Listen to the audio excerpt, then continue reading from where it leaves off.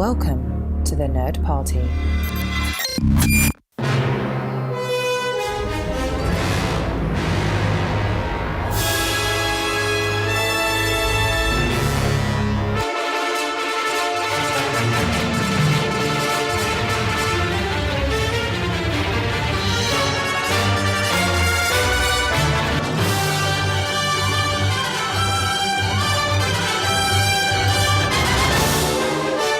Welcome everyone to another amazing, I'm calling it amazing at the beginning, amazing episode of Aggressive Negotiations, and I am so excited to be here. The Star Wars show that is, I just think you get the hostess for your mostess with my wonderful friend and Jedi Master John Mills, who's here with me. How's it going, John? It's going great, Jedi Master Matthew Rushing, and I can tell you that this is going to be a special episode. This is going to be the first of an occasional series that we're going to do, and it's going to put one of your hosts on the hot seat this week. It is, but John, I had a quick question for you. Did you realize that Star Wars is almost 40? I mean, 1 year shy this year, but I mean, it's so close. Can you believe it? I mean, I was looking at that, and I don't know about you. God, it makes me feel old. I saw it in the theater the many times it was released back then. I was a very wee lad. I was but a tadpole when the movie came out. But yeah, the story of Star Wars has essentially grown up with me. So it's really, I guess that's an underlying root of why, for so many of us, Star Wars feels like an old friend that sometimes we can get protective of. And over time, as we change and Star Wars changes, it strikes an emotional chord that can really affect us all in very different ways. What else could bring grown men to cry and to want to throw things at each other at a convention because of something they've said other than Han shot first? Who cares if Han shot first? What did you just say? I mean, friendships can end because of these kind of things. Well, I would certainly hope that friendships wouldn't end over it, because I've found myself on opposing sides of the aisle many times in discussions about Star Wars, and I would certainly hope that nobody would ever consider it something to assault somebody over their personal taste. But it's interesting that you bring that up, because our episode today is going to have me acting as the Inquisitor, and I'm going to be inquisiting you. And the topic of the original Star Wars is actually the focus of this, our first Jedi trial. And you, Matthew Rushing, are going to be giving a deposition in front of our listeners and all of Star Wars fandom for your crime of enjoying the special editions. I'm going to need some more liquid courage over here. Yeah, just keep the stuff that Obi-Wan likes coming. Okay. Jawa thanks. juice it is. Okay. It's yeah, on there the you way. go. Yes. Okay. Now, I'm going to start this off with just announcing the very simple fact that both Matt and I enjoy the special editions. I believe that he and I are very much in agreement that the Blu-ray version of the original Star Wars is pretty fantastic. We both watched that version. We both enjoy that version. For me, of the special edition efforts that have occurred, it's the best one of the bunch.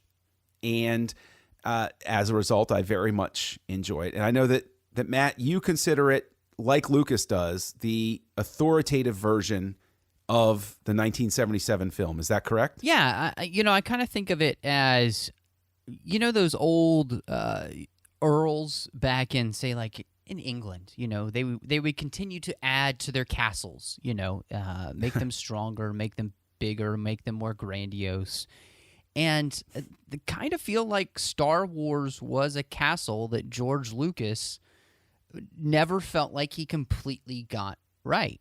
And so, yes, for me, I feel like watching the Blu-ray, I'm watching at least as much and as definitive as possible as it will ever be George Lucas's version and vision for Star Wars, the original film. And so, yeah, I he's the creator. If he wants to change it and to mold it and to add or subtract or whatever, that's his prerogative. That's what he gets to do as the creator of Star Wars, and just something that, anytime you create something, it's very personal. Even just a podcast like we do, John, we take it very seriously and we have a good time, but it means something, personal to us. We don't want to put out a product that we're not proud of. And I think it's very clear there were things that George wasn't proud of when he watched back the original Star Wars. Okay, now see, this is interesting because keep in mind we're coming from the point where I agree with you about the Blu-ray. I very much enjoy it. I like that version of the film. A lot of the stuff that he started changing in 97, I like the direction that it went as it was released in 2011. However, I want to ask a few key questions here to sort of get at the root of your reasoning, because I think everybody is very familiar with the line of thought that this is Lucas releasing the closest version that he could of his own film. Okay, it is, in a sense, a director's cut without being called a director's cut in many ways. Now, given that, I think it will be illuminating as well. What was the very first version of Star Wars that you personally saw? The very first one to ever touch your eyes? First one I saw was VHS release. So, we're talking, I think, probably first VHS release that they had. Well, so that's the first time that I saw Star Wars was on VHS. Okay, so first VHS release was, aside from some minor sound tweaks that they had, because the early 80s VHS release was, in terms of its sound mix, slightly different from the 1987 release. It was a very minor thing. Then there was the letterbox release in 90 or 91, I think. It was 93. Yeah. 93 was the first widescreen release. Yeah, I remember those coming out. That was a big deal. Yeah, it was. Then we had the 95 release, which was the THX release, the final chance. It was advertised as the final chance to get the original version.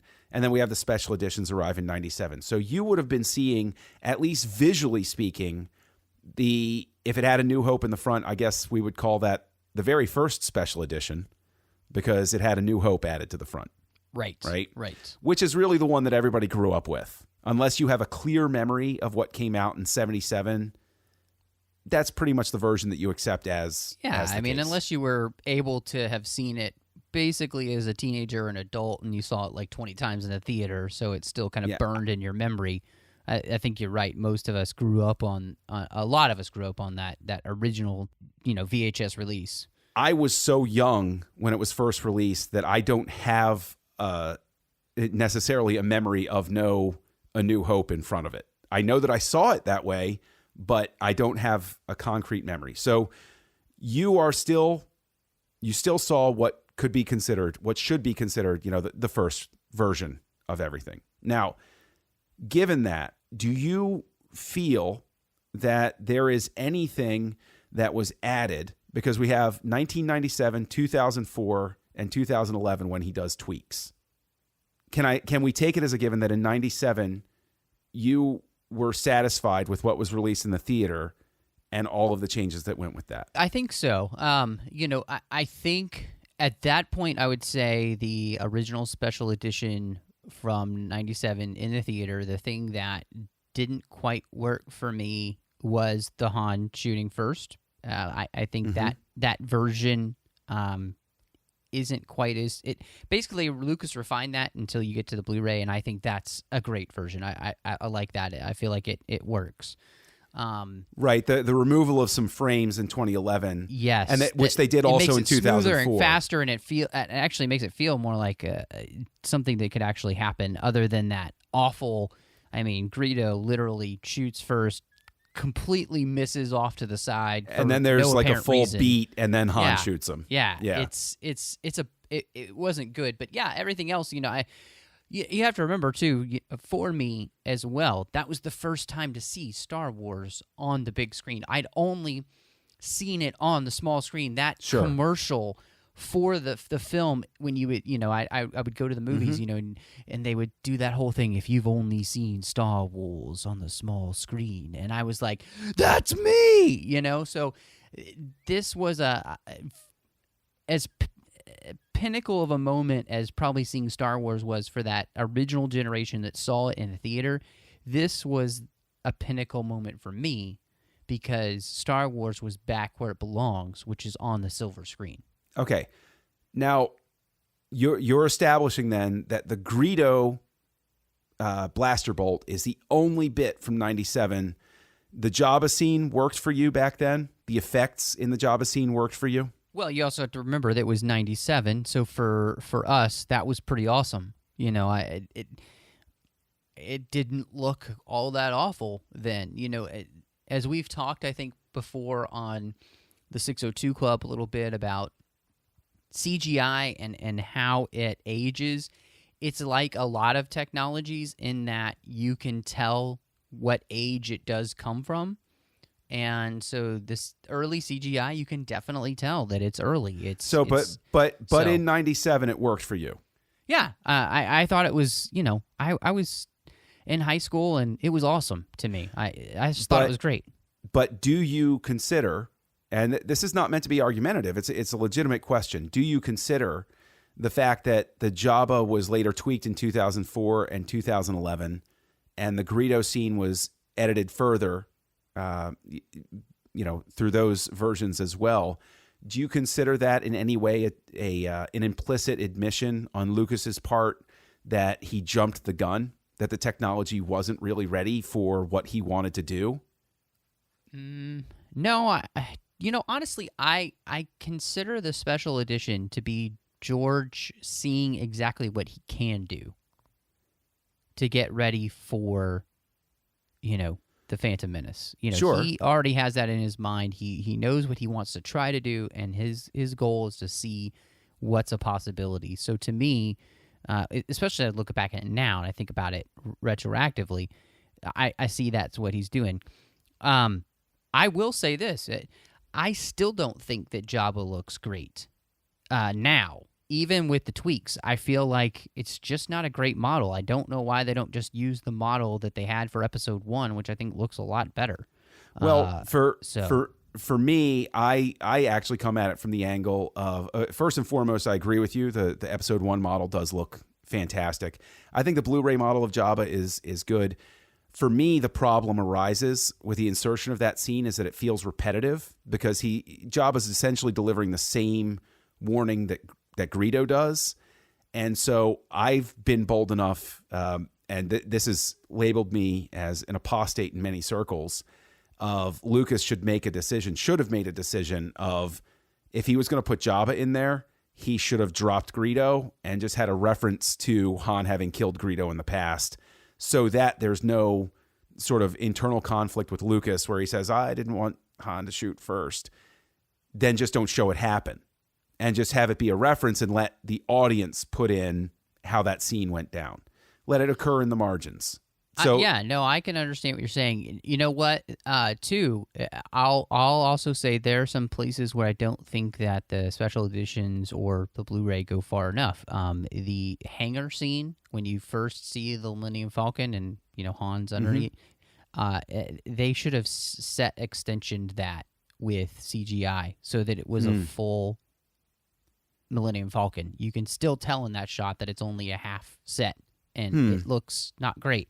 I'm going to disagree with you there because where I would put my focus would be one of the things about the special edition changes that is, for me, gotten under my skin is if you watch the Jawa trader scene where they're interacting with Uncle Owen, you can see the wires coming off of the back of C-3PO's head. Yeah. He can remove those, and he doesn't. And it makes me, every time I see it, I want to punch my television because I'm like, you spend millions of dollars to make these other changes, and you let this, which is a legitimate error, continue to slip through the cracks. Or R5D4 being back behind R2D2 when after he has spatially left that space. you have, again, the ability to change that background. That's something that you fix. And then another thing for me that does still bother me, because it wasn't something that they just fixed, is that they did not just go in and completely redo all of the lightsabers to make them completely consistent every single shot. Sure. Especially with Obi-Wan when he's fighting Vader. There's a scene, even now, where you can still just tell it's a stick that's rotating. Because it points directly at camera. It's awful. And I think that they were very careful through everyone that came afterward never to point it at a camera again. Exactly. To just be like, we can't make it look good. It's bad. So yeah, those are a couple things. Just as honesty, the only other thing that just kind of sticks out at me even now that's is the rock in front of R2-D2. Yeah, that was my least favorite change from 2011, hands down. Sure. It doesn't make sense because the rock then disappears when he's not in the cave. Yeah, depending on the angle. Yeah, it's just not. It wasn't needed at all. So. Yes. Now, here's something I want to get at is the sound design has changed with each iteration as well. Notoriously, Obi-Wan Kenobi's yell to scare off the Tuskens.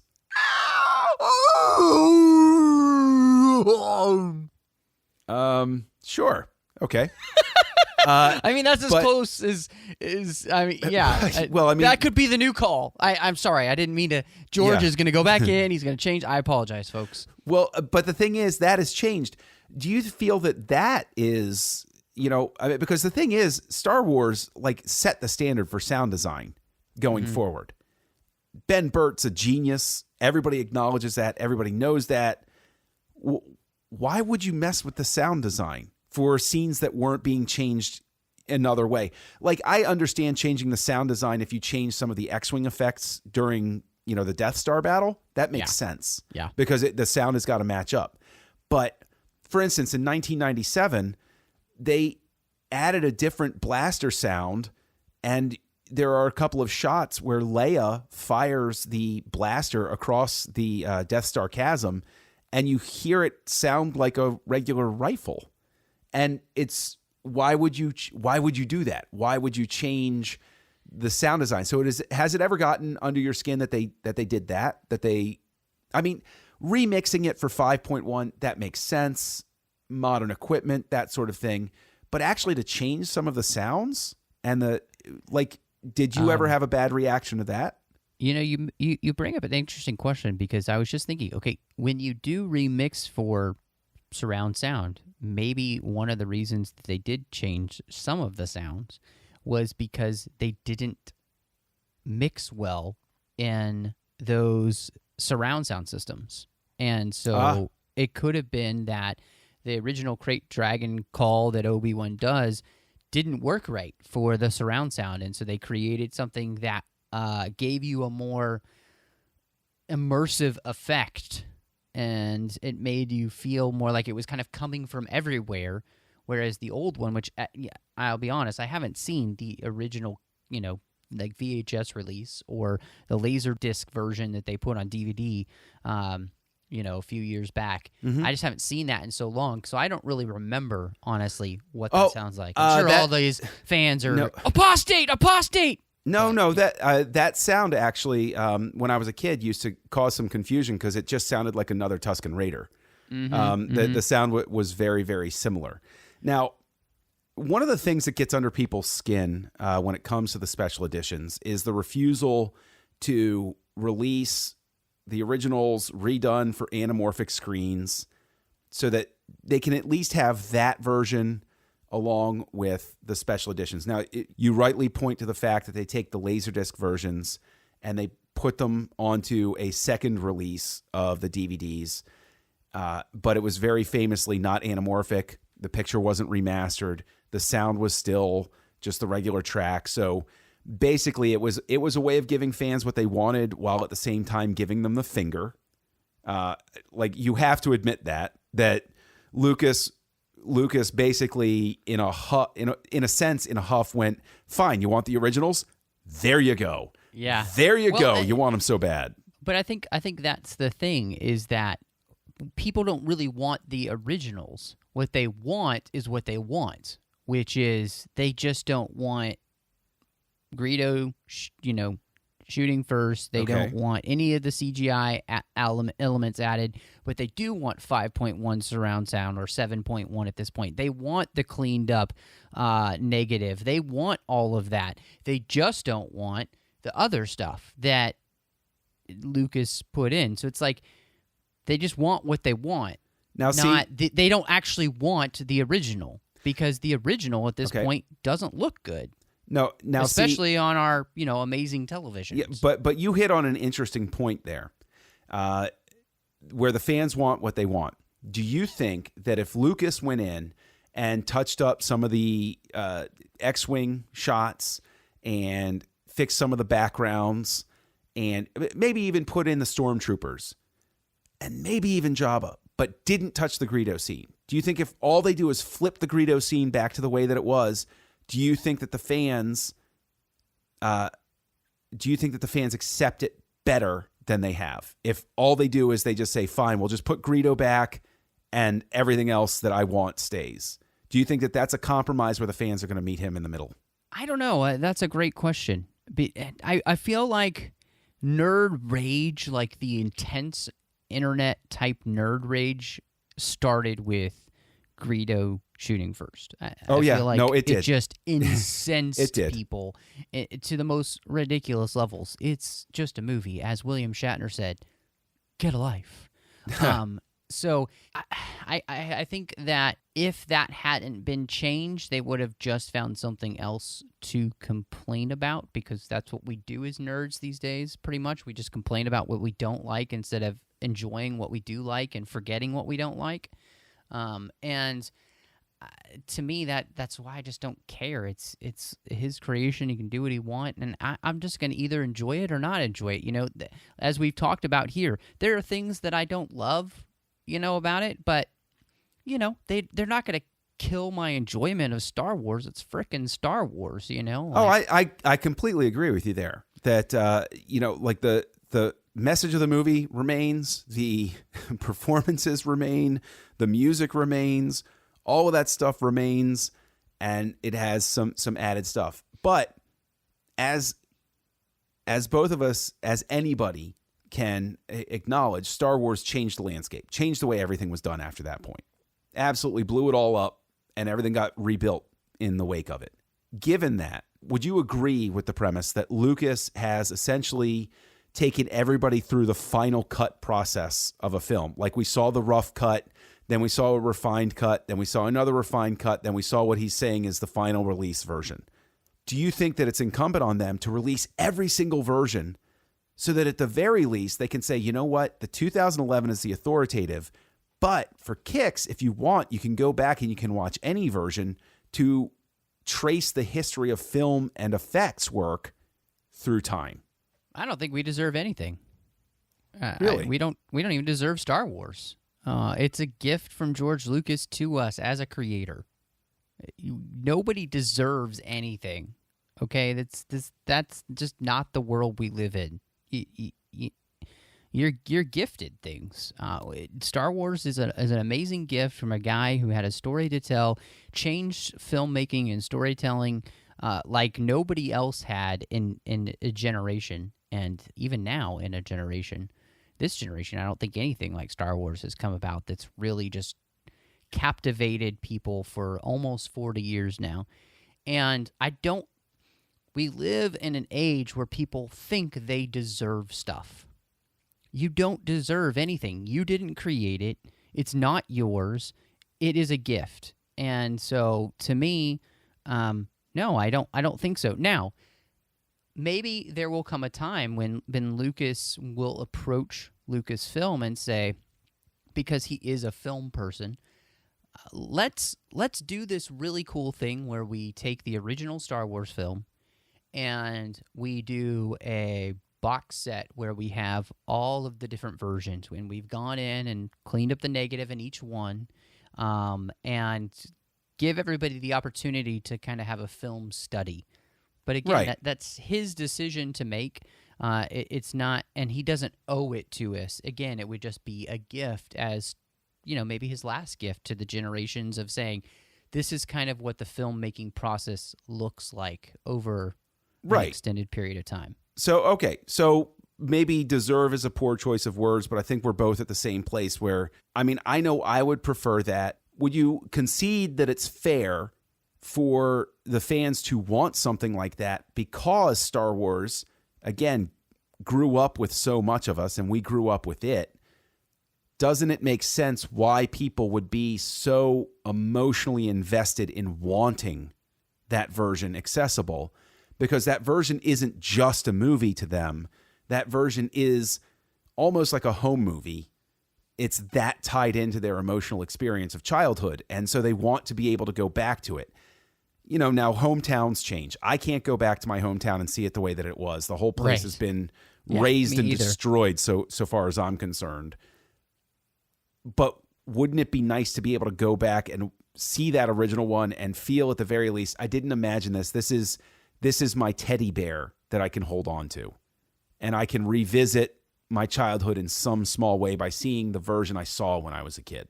I don't know how to answer that question because I have not seen the original in so long, and nobody really has seen the original, I think, for the most part, unless they're popping in a VHS. And even in, it's just, there's been so many different little minute changes and things. I guess I would wonder I guess the versions that you would think of I don't even know if the theatrical release from 77 with that sound mix even exists anymore.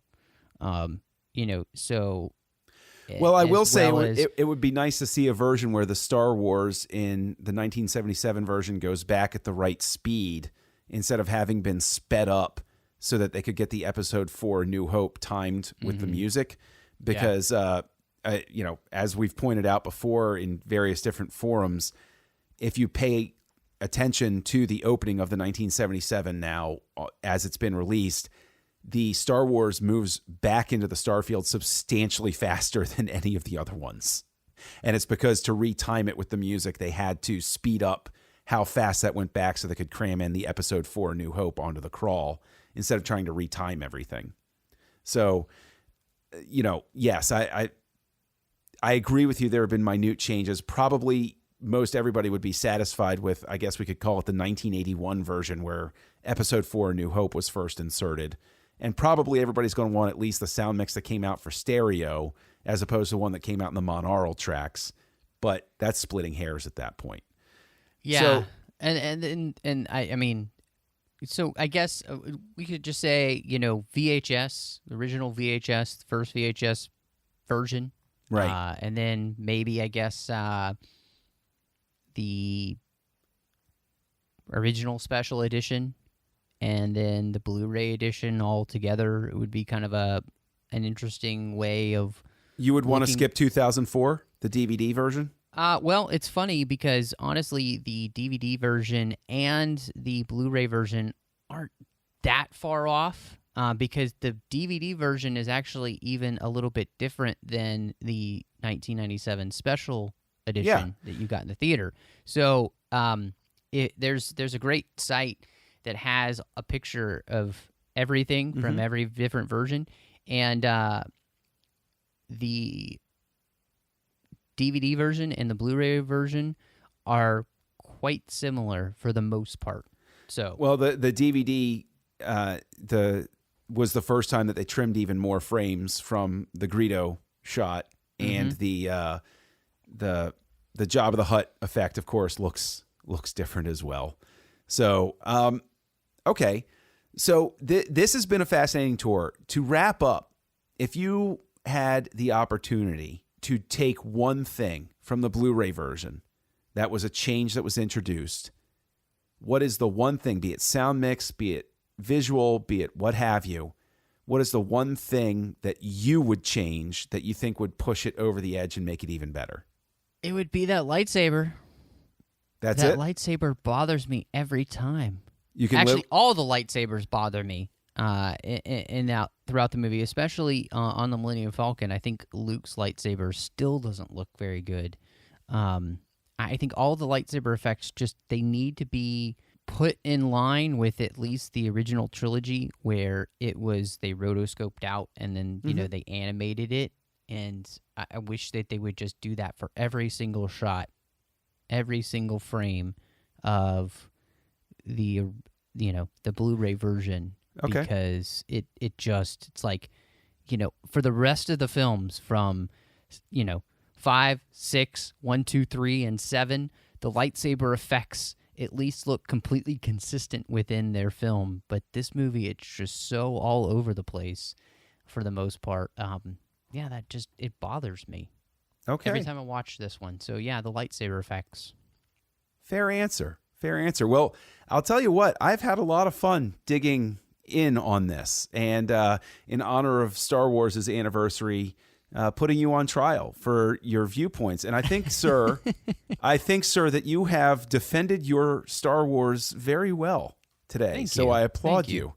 Now, if people want to, say, attack you for your views about these special editions, where could they come and find you online? Oh, gosh. Well, I'm sure that it'll happen. You can do that on Twitter at MattRushing02, because that's where all Twitter rage comes out. It'll probably like hashtag I hate Matt Rushing or something like that. You can also find me on the Trek FM network doing some wonderful shows there. I do The Orb with Chris Jones, where we're talking about Deep Space Nine exclusively. It's a lot of fun talking about Trek's best show. I'm also on Literary Treks, talking about the books and the comics of Star Trek, but also getting a chance to interview the authors about their latest works. It's so much fun, so check that out. I do our general geek show called the 602 Club, and, Trek FM, we're dedicated to Star Trek, but I work hard to try and make it the best general geek show out there. We're talking about everything under the sun. We even talk Star Wars. We've got a special Star Wars feed. John's on a lot of those episodes, so check all that out. It's a blast. Quick thing, if you want to contact us here at Aggressive Negotiations, send us an email. You can do that at an@thenerdparty.com. You can also find all of our shows plus everything else on the Nerd Party. We've got some great shows. We've got the Nerd Nuptial. We've got the Senate Floor, the Filibuster. Check all of those out at thenerdparty.com. You can find us on Facebook at facebook.com/thenerdparty. We're on Twitter as well at Join Nerd Party. And you know what? Aggressive Negotiations, we have our own Twitter too. John, we sure what is do. That? It is at the Jedi Masters, because you're talking to them. That's Both right. of them. That's right. Well, John, I know you're a billion places online, so let everybody know if they want to get all over you because of something you said here about the special editions and the original Star Wars. Where can they find you? Well, gosh, Matt, you can find me at Kessel Junkie on just about any social platform. Come one, come all. Let's interact and have a ball. You can also find me on the podcast called Words with Nerds that I co-host with my pal Craig, which is, it's a fun little show where we explore some of the fun corners of the nerd kingdom, as it were. And coming very soon to Trek FM, I will be returning to that network with Mike Schindler for a show called Stage 9 that is going to explore the works of Star Trek creators from various different angles and various different directions, and it's going to be a lot of fun. We just had a meeting about it, and we're putting some cool things in place. We're coming this June to a quadrant near you. Man, I can't wait till that show comes out. You guys, I've been teasing it up a storm, and it just sounds great. So I can't wait to be able to listen. And with all that we've talked about, John, I think there's only one thing left to say. I think it's time to close negotiations. Matthew, negotiations are closed.